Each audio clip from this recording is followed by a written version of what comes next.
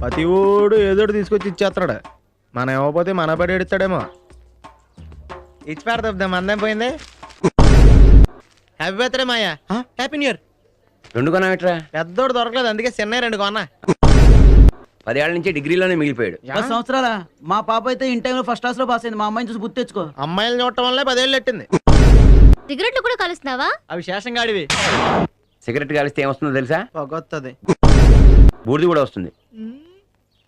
ఇది మళ్ళీ అన్న కొడతా. ఏంబా నేనంతా ఏమైపోయావు? షాపింగ్ వెళ్ళాను రా.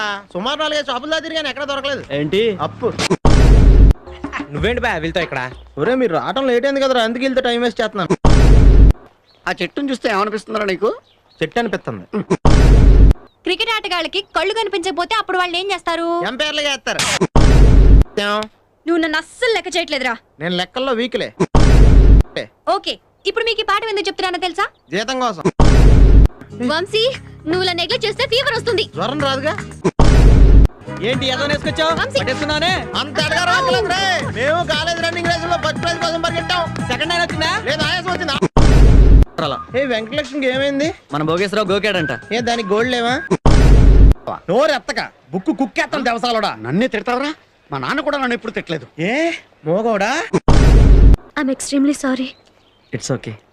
దయచేసి ఇంకెప్పుడు నన్ను ఇలా హట్ చేయకండి. No you can go.